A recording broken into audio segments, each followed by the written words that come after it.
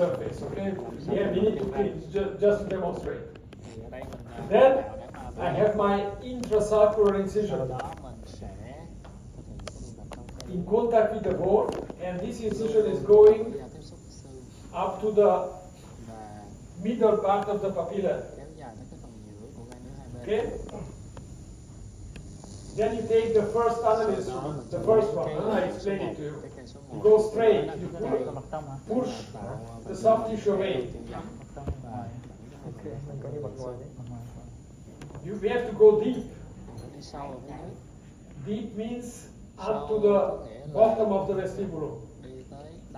And it is a full thickness preparation, so we push all the soft tissue away. Then we take the second instrument. The second one, again, we prepare mesially and distally. We undermine the papilla. We go always half of the tooth mesially, half of the tooth distally. Then I have my incision in the sulcus. With the third instrument. You see, I can cut with the instrument, but I can also lift the papilla with the instrument. You see, I turn the instrument very gently, I lift the papilla, and you should not tear your papilla. Okay?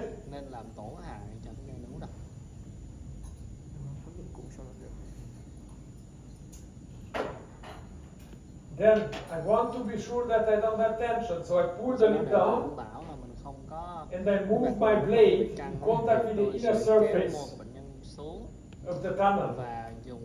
Not in contact with the bone, but in the inner surface of the tunnel. So I am in contact with the soft tissue. And then I do this until I have the feeling that the entire tissue comes coronally without much tension. So basically we should not have tension at all. Then I go again, mesially, again distally. Then you take the curette. You just move in contact with the inner surface of the flap.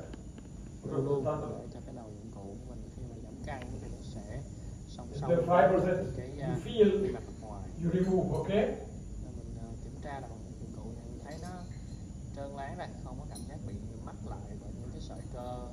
Then I harvest the connective tissue.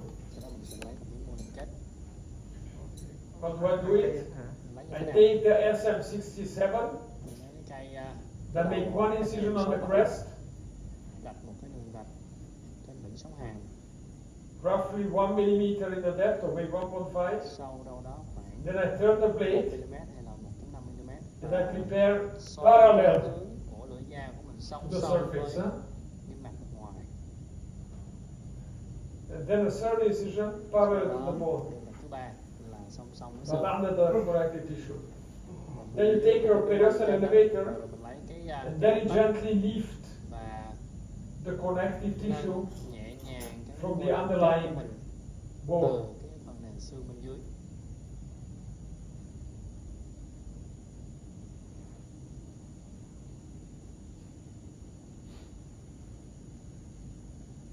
Then you just harvest the connective tissue graft, okay? I don't let it dry out. I place endogain on it. Or you can also use saline, PLF, but don't leave it to dry out, okay? And then I start suturing the palate.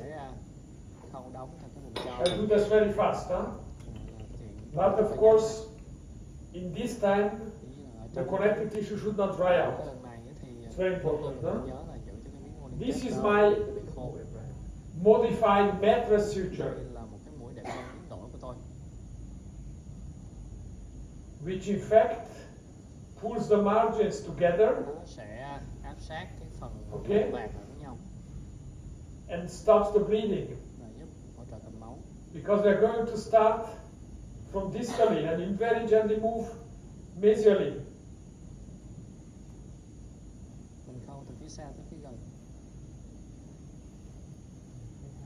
The leg is suture because it gives a good compression. thích cái mũi này tại vì And it stops the bleeding. ép sát It starts from distally and we move very gently, mesially. So we want to stop the bleeding. And if I use this suturing technique, I don't need to use any stent for a palate, so never use that. Just use the sutures and I have a better control over the bleeding. And you see that one part of the wound is a little bit below the other one, and this will give the compression. Cái vạt ở mặt hậu cái nó sẽ chui xuống phía dưới của cái phần nền còn lại, không sao cả, nó sẽ tạo ra một cái lực ép để mà giúp cầm máu.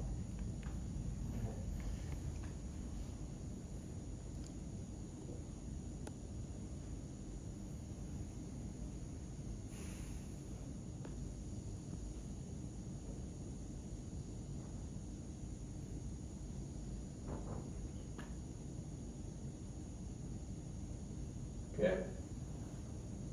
Now, we condition the root surface with EDTA. Sẽ làm sạch Okay. răng bằng EDTA. Then we rinse and then we place endogain on the root surface. Bơm rửa cho kỹ càng. And now we are going to pull the graft inside. So I start Mình sẽ at the basis of the last papilla. hướng dẫn để mà luồn cái mô liên kết này vào Come out in the sulcus. nền của cái gai nướu. Mình sẽ đâm cái điểm đâm kim của mình vào cái đáy gai nướu đây, đi ra cái I use this tissue plier. I don't know whether you have it. This is going to be the hole. It's very useful because you are much more precise. Okay, you just pass through the hole, and then you are exactly there where you want to be. Chính xác cái vị trí mà mình mong muốn ở trên cái mô liên kết.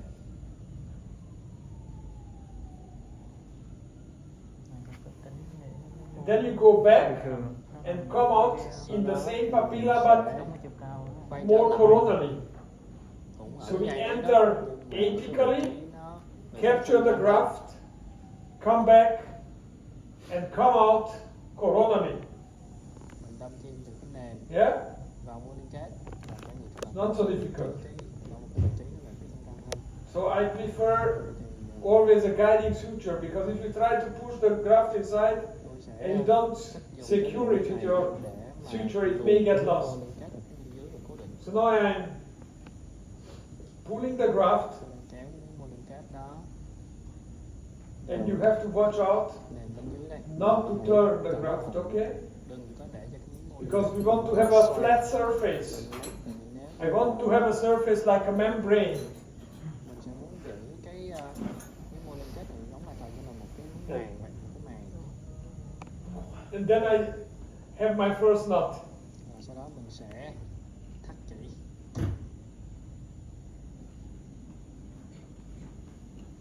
If I have my first knot, Khi mà mình thắt chỉ á, then I have a fixed reference point. thì mình đã có một cái điểm tham chiếu cố định rồi.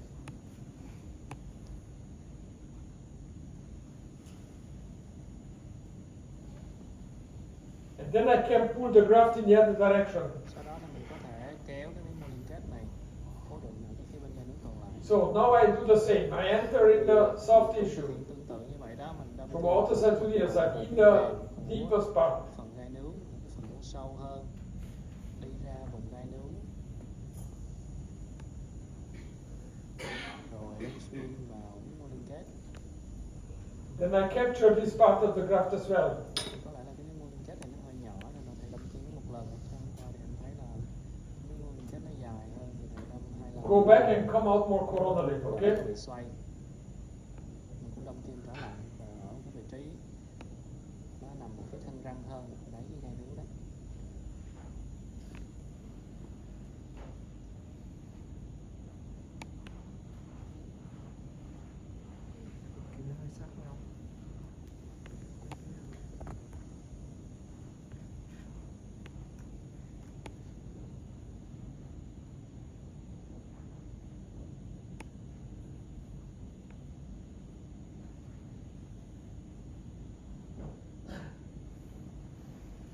So now the graft is stretched. Đây là cái miếng It's very important to stretch the graft. kéo giãn này. Cái việc kéo giãn nó rất là quan trọng.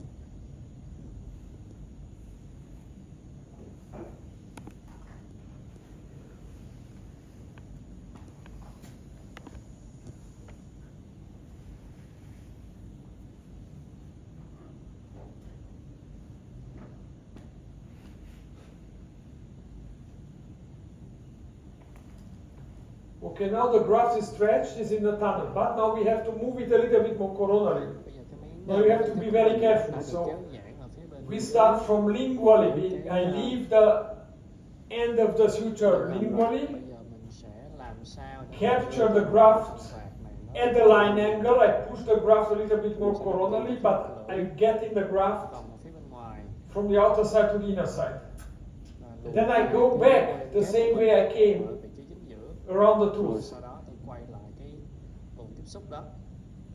Okay. And I capture the graft again sau đó mình lại from the outer side to the inner side. đâm vào phần mô liên kết đó ở phía bên đối diện.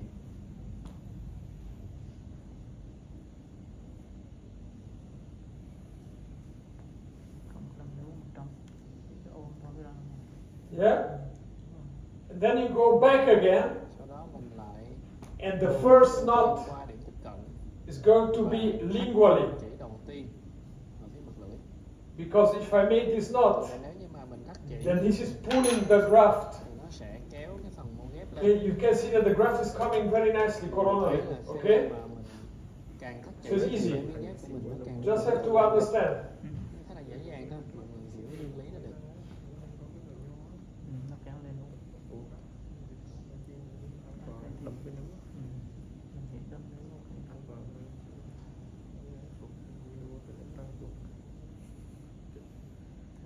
Okay, now we need to move Bây giờ the tunnel coronally. How do we do it? sau khi mình đưa We cái go inside about 3 millimeters or 4 millimeters. Buccally, quite một cái vị trí cách at the line angle a little bit more to the mesial surface, to the mid surface of the tooth. sợi chỉ của mình We về capture only the tunnel, go back around the vòng qua tooth, trong răng và quay trở lại đâm kim từ capture the other line angle, always from the same direction. We never pass with the needles through the papilla. Okay? They are always above the papilla, Mình không under the embrasure. mình không có đâm kim qua gai nướu ở Then we go back mình chỉ có vòng qua cái khoang tiếp cận thôi. and we just make the knot. Okay? Sau đó mình vòng So as a basic rule, thắt chỉ ở phía mặt ngoài. we always make the knot where we came from. Nguyên tắc là Okay? cái vị trí mà mình thắt chỉ nó sẽ nằm ở cái vị trí mà mình đi vào đầu tiên. And that's it. So now we Thì tighten it, and if the tunnel is well prepared and you don't have any tension, nếu như mà cái then vàng by doing this suture, the tissue is moving coronally.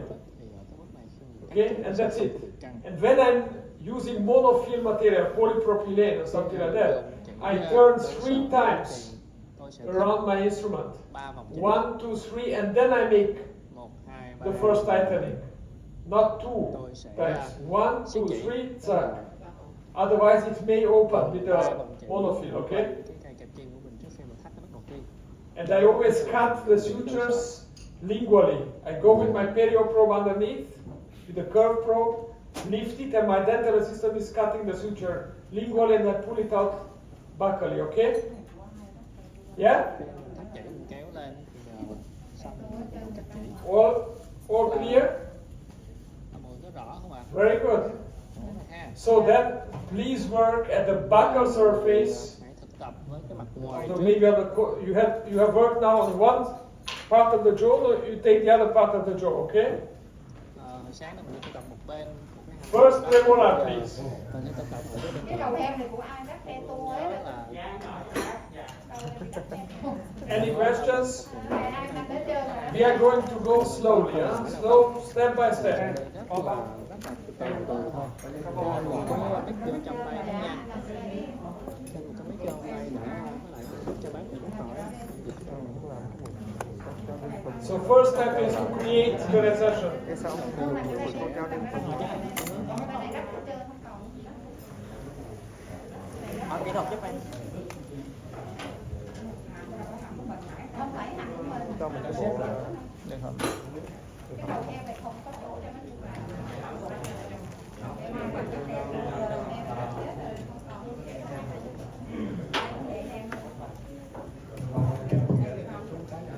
Anh Quân ơi, dịch của em là nhờ hỏi thầy là thầy lúc giảm căng mở cái vùng răng hàm nhỏ ở dưới ấy, chỗ từ cái lỗ cằm ấy, thì có lưu ý là cách giảm của thầy thế nào? trên một cái bức chân ngắn.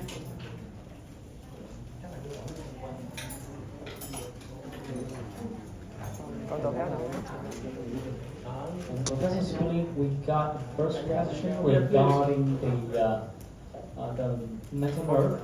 If we're working on around routine number 4 or 5 on the lower jaw, is there any cautions or any clinical tips that we should take if we're working around the mental nerve? This is a very cool and important question. So, first of all, I always advise you to take an X-ray. Okay, when you work in the mandibular premolar area, then you know more or less where you have the mental nerve. Then usually the tissue is very thin in the area of the premolar. You have a very thin, tiny gingiva. So there you don't prepare vertically beyond the apex. Because usually it's easier. You go a little bit, and before reaching the apex, you take the second tunneling instrument and you prepare basically in this way. In this way you avoid touching the nerve. And then you take your blade and will prepare and release the fibers in contact with the inner surface of the tunnel without reaching the bone. Okay? Is it clear? And take always new blades, please, okay? Lưỡi dao mới và đặt nông ở phía trên song song với niêm mạc.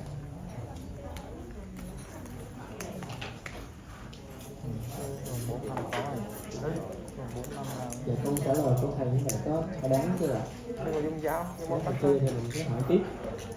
dòng về té.